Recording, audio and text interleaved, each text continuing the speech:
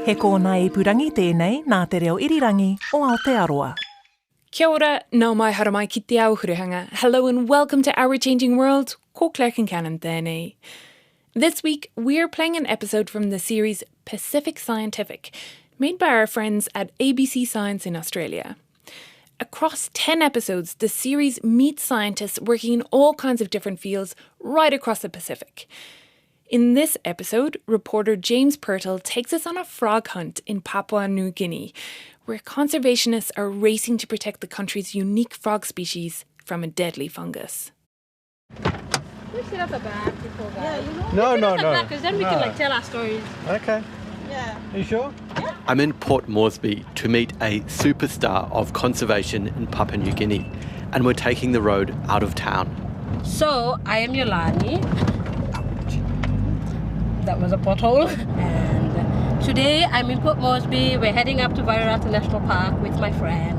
Yolani Amapo is in the back of a four-wheel drive with her friend Heather. We're climbing a steep road that winds up a lush green mountainside, heading for Wairarapa National Park, an hour east of Port Moresby. So we're on the mountain range. We've come up the rugged road, the rough terrain, the steep mountains that this area, Sogeri, is known for. The road is so narrow, the driver has to blow the horn every time we approach a bend. It's nearly dusk and I have questions about our road safety, but Yolani and Heather are chatting happily in the back. They've left their kids together playing Minecraft. So we've ditched the kids to go and look at frogs at Wairarapa, a girls' trip, and talk about biology. Yolani and Heather have agreed to take me to Wairarapa to explore one of PNG's national treasures, its amazing array of frogs. But these species are under threat. In the 1980s, scientists overseas began reporting mass amphibian die-offs linked to a mysterious skin-eating plague. In some places, people say it's the worst, one of the worst pathogens to hit. One by one, the strongholds of ancient species fell to the disease called chytrid fungus. The infestation spread quickly, wiping out at least 90 species and causing declines in hundreds more. The Americas, Europe, Africa, and Australia were overwhelmed. Now only a few pockets of habitat scattered around the world remain plague-free, and Papua New Guinea is one of the most important of these havens. You are looking at one of the last safe holds for frogs in the world. This just happens to be the world's largest tropical island, and to not have chytrid here, it does give a little bit of hope for the frogs of the world.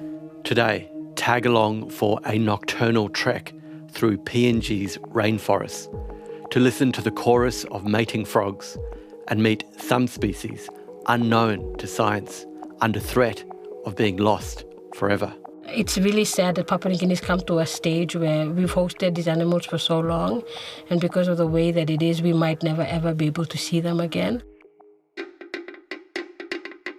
Hey, this is Pacific Scientific, a series about scientists working across the Pacific, from maternity wards to mangrove nurseries, seed vaults to waste stations, and rice farms to rainforests.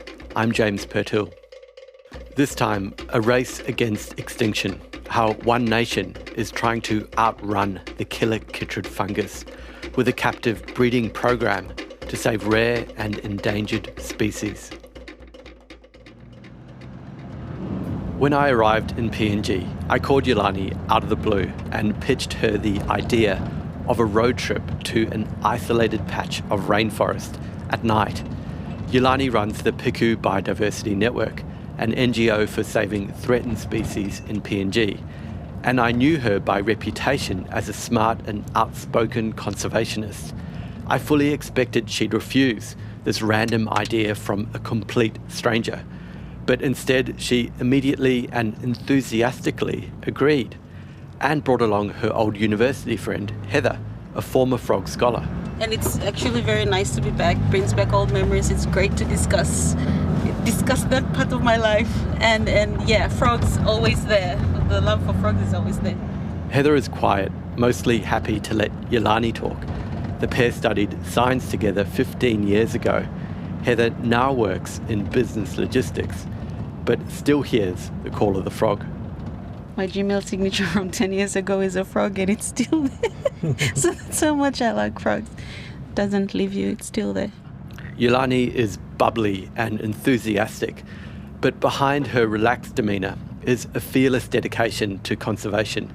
She started out studying marine biology in Port Moresby, but hadn't found her calling until one day she heard a Brazilian scholar lecturing on PNG's endemic species. She asked, why does a Brazilian have to travel from halfway across the world to come to a place and protect something that actually belongs to you? And that actually hit me really. It never left me. For over 10 years, Yulani has worked tirelessly to save threatened species. And this is why she's showing me Varirata. Plus, she gets to have a child-free adventure with Heather. As we climb the steep, winding road, the temperature drops. Mist clings to the mountainside. It starts to give you that we're going into a rainforest feeling, with the size of the trees, the smell of the air, and even the vegetation along the sides of the road. They're more greener, more lusher as you travel up. It kind of feels like we're climbing a fortress, and at the top of it are the frogs. Yes, you're very right. We're going up to frog paradise. There are 500 known frog species in the country, and likely many more undescribed. Most of the frogs here are found nowhere else in the world. PNG has less than 1% of the world's landmass, but 6% of its frogs. And now this frog fortress is facing an invader. Chytrid fungus has obliterated more than 90 species worldwide. It likely originated in Korea and began to spread around the world undetected in the 1950s. The fungus lives in water or soil and feasts on the protein in a frog's skin. Frogs use their skin to drink and breathe. Once infected with chytrid, they die within weeks. Entire forests have fallen silent in the space of a few years. In 2015, as this global toll was becoming known, Yulani joined a team searching for any evidence chytrid had invaded PNG. She took part in a survey of hundreds of frogs across the country. As far as they could tell, PNG was chytrid-free, but Yulani says it will get here eventually, and although PNG has biosecurity controls, chytrid could easily hitch a ride on the muddy boots of a tourist. The Varirata National Park is also a tourist destination. It's one of your must-see sites when you come to Port Moresby. It's also very vulnerable to things like chytrid fungus, because you would have a lot of traffic of people going in and out. And then the more you have people, the more you have movement, the more you have transmission, easier infection. How do I know that I haven't brought the fungus with me? I came from Australia. We don't know that. We don't know that. Yeah. And I think that's a big worry, because we do know that biosecurity is very important. At this point, I should note that I have exhaustively cleaned my boots, so please, no emails. As the road climbs, the vegetation becomes thicker. Trees crowd overhead. We pass huge ferns, sprawling figs. Lost in the view, I do a double take. Some of the trees are eucalyptus. Passed a lot of gum trees on the way. Yeah, so they're native to PNG, obviously. Yes. Yeah, it's so funny. It looks like Australia. Yeah, they were just saying that on the way. We were just pointing at the gum trees. It's like a much more rugged and wet version of Australia. But without kangaroos. Yeah, except you have tree kangaroos and you've got wallabies. And wallabies. These gum trees and wallabies and the steep-sided mountain itself are clues to an amazing story of geology and evolution that explains why PNG has so many species. About 25 million years ago, colliding tectonic plates pushed the mountains of New Guinea out of the sea. Elsewhere, these plates buckled downwards, creating the Torres Strait, which now separates New Guinea and Australia. The result was a string of rugged islands in a lush tropical climate. Separated from their cousins on the Australian mainland, the animals and plants of PNG evolved in isolation. Soon, the area was brimming with new endemic species, but the ancient genetic link with Australian species remains. This shared DNA is the reason scientists fear chytrid fungus will have a devastating impact on PNG's frogs. In Australia, chytrid has already wiped out at least 7 species, and a further 6 are at high risk of extinction. We're living in a sliver of time before the fungus arrives and species are lost. Some of the species we're heading to see at Varirata today may not be around for much longer. At the gates of the park, we pay the entry fee and continue on to a clearing. It's dusk, we kill the engine, step out of the car, and hear the frogs calling to each other in the drizzling rain. The rainforest is dark and forbidding. It's at this moment that I wonder, how are we actually going to find these frogs? We have torches, but are otherwise utterly unprepared. Yolani is wearing sandals and seems reluctant to step in the mud. I got the wrong shoes. I want to come, but I don't want to. Heather, reliving her university days, shows us how it's done. She bolts into the rainforest, angling in the direction of one of the calls. I take one look at the dense undergrowth and step back. This frog paradise is also a snake heaven. They got like death adders, puffin, taipans. Thanks, Lani. Sorry. Okay. But they don't come for you. You don't have to go in there, Heather. As Heather tramps around in the snake pit, I realise it would look bad if I don't join her. I'm wearing the wrong footwear. I don't want you to get bitten by a snake. Well, the thing is, the snakes don't want to bite you. Yolani's reassurances leave me cold, but it's too late to back out now. We bravely step into the undergrowth, following Heather's lead.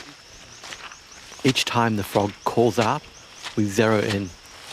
It sounds like we're less than a metre away.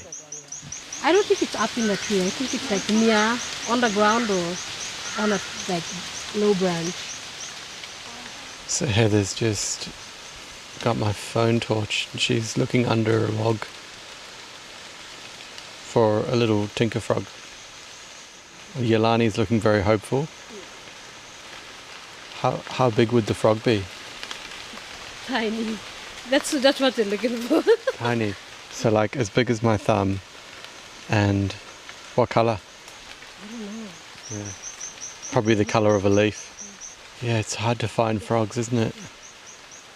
Yolani calls the frog a tinker frog due to the high pitch of its call, which sounds like metal striking metal. But tinker is just the common name and covers lots of species. Some frog experts can identify a species by its call, but many also rely on software that uses pattern recognition algorithms. Frog calls are like unique to each species.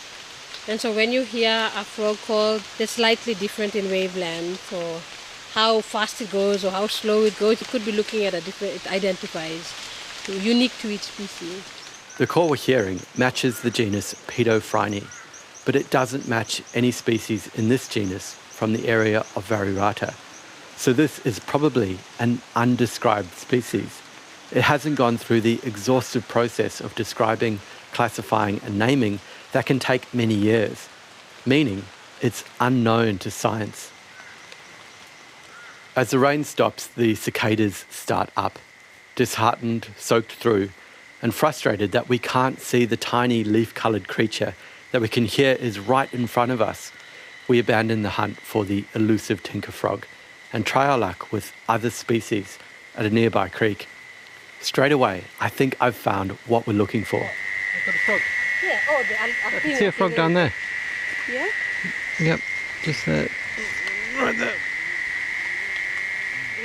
You see? Yeah.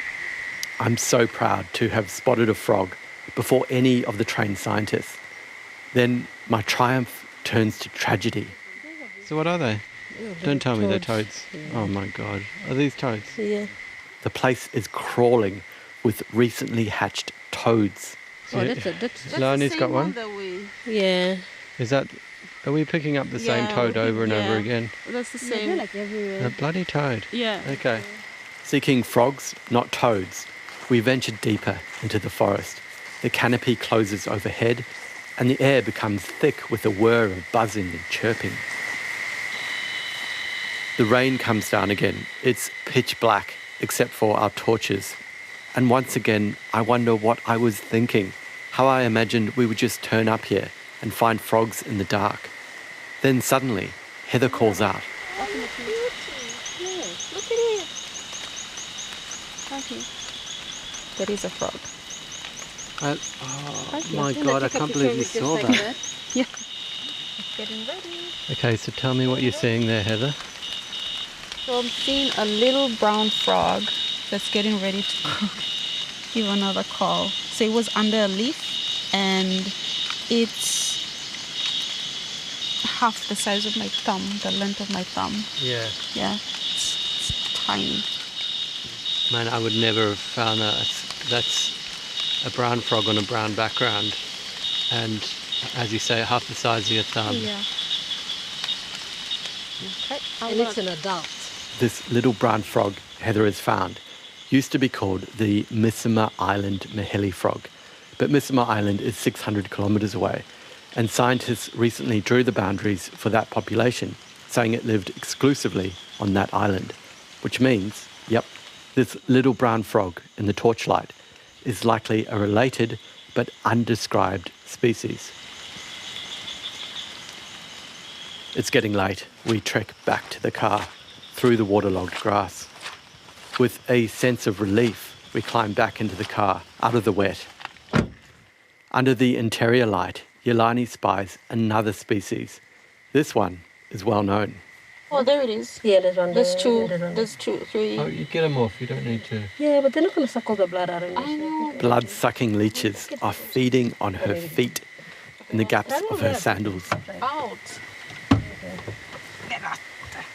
So Yolani's just peeling a leech off her and chucking it out the back of the car. That is how we roll. You're good? Yeah, good. Sorry. Safe in the car, away from the leeches and the rain, we start the drive back to Port Moresby and fall into a thoughtful silence. It strikes me how lucky we've been on this trip. Just an hour from PNG's largest city, we found 2 undescribed species. In most other parts of the world, this would be unheard of. Winding back down the mountainside, the bright city lights appear below. It's easy to imagine the lights are chytrid fungus, spreading around the world, along sea lanes and air routes. Its long tendrils reach towards us and the rainforest. To prepare for the arrival of chytrid in PNG, scientists have hatched an ambitious plan, a way to save species from extinction, with a frozen egg and sperm bank for frogs. This hasn't been attempted at scale anywhere else in the world. Frogs are notoriously sensitive to their environment and hard to raise in captivity. I was curious to see what progress has been made. So this is how I found myself one morning visiting the site where the program is starting up with Yolani and Heather. The Port Moresby Nature Park is on the outskirts of the capital, an island of greenery in the midst of new suburban developments. Waiting to meet us is the wildlife officer here, Ryan Rahuma. Ryan, good day. Good to meet you. Nice to meet Yeah, you. I'm James. It's Ryan's job to learn how to raise frogs in captivity, which is the first step towards what will become the frozen egg and sperm bank that scientists hope will one day encompass hundreds of species. Near the reptile enclosure, a pair of shipping containers has been installed. Ryan unlatches the sealed door. The air conditioning inside is a relief. There's actually 2 large containers, and we set them up to create a lab. And this is where you're breeding frogs? Yeah. Yeah, okay. So there's some plastic tubs with some dirty looking water Yep. full of tadpoles. Yep. What do we have here? So this very little water that you see here is actually from the site that we collected. Before gathering this dirty water, Ryan made sure it would be full of tadpoles. Males attract females by calling with croaks or chirps, and then fertilise the eggs as the female lays them. This frog spawn becomes tadpoles. And so to ensure the lovemaking happened on schedule, Ryan had to get the mood just right. When it's raining outside, I know it's time for breeding. So in order to initiate the call, I just do a little rumbling from the tongue. Okay. So,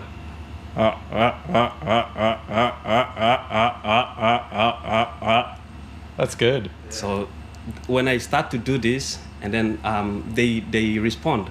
So then I get the phone or recorder, just record the audio of their calls. So when it's time for breeding, just play the recording and they start to breed. It's basically the frog equivalent of sending your crush a mixtape back in the day, and it clearly works. Beside these tadpoles is a large glass tank holding 3 species of tree frogs that are common to this area. Ryan and his colleagues are learning how to raise these species before branching out to other ones that are most vulnerable to chytrid. Even raising these common frogs requires careful control of their environment. The frog tank comes complete with aerated plunge pool, jungle vegetation, and a buffet of insects. So we've got like vegetation in there. We've got some lighting set up for them, and also there's some sprinklers for them to keep some humidity. Seeing what it takes to raise these few frogs brings home the scale of the task of the breeding program. PNG's hundreds of frog species live in different habitats, from valleys to mountaintops, and the ones here at the nature park each have to be raised by the staff according to their needs. It's time-consuming and painstaking work. These tiny frogs, each the size of a coin, are hand-fed with tweezers. And captive breeding is just the first step. The next one involves gathering the eggs and sperm and keeping them frozen until scientists find an antidote for the fungus. They will, when they find the cure for it. So this frozen zoo will just keep the DNA of the frogs DNA alive? Of the frogs alive, yeah. While the scientists work on a cure? Yeah. And then when the cure comes out, you can repopulate PNG with frogs? Especially the at-risk and the ones that are at risk of extinction. For a moment, we're silent as we consider the enormity of what's coming and what's needed to save many of PNG's frogs. Waiting for chytrid to arrive feels like watching a disaster play out in slow motion. But the work here gives me some hope. Ryan leads me out of the sealed crate, back into the low din of traffic. Out of the air conditioning, a wall of humidity hits. Sweat immediately pours down my body. Yulani and Heather are waiting for us, so I ask Ryan to repeat his excellent frog call to the others, but he politely refuses. And then, perhaps hoping to be included among the frog fans, I make a fatal mistake. I offer to perform Ryan's frog song myself. I can do one if you like, and then... Yeah? Happy to do it? Yeah. I'll do one? Yeah. Well, I'll do the one that Ryan did. It was like... That was really bad. Yeah, that was really bad. I was like, I've never done one before. My confidence shattered. It's time to break up this frog fest. Well, we should probably head off. Sweaty one. Enjoying ourselves. I know, I'm so sweaty. You guys aren't sweating at all. I'm really self-conscious. I'm really sweaty. A few minutes with the aircon. Okay. Thank you very much. Concerned about my fluid levels, Yulani and I find a shady spot, and between gulps of bottled water, I ask her what she thinks of the frozen zoo idea. She says it'll be expensive, but there's no alternative. The fungus is coming. It's really sad that Papua New Guinea's come to a stage where we've hosted these animals for so long, and because of the way that it is, we might never ever be able to see them again. It brings home things aren't as eternal as we think or wish they could be. Human beings have the potential to wipe something off the face of the earth, and they're doing that.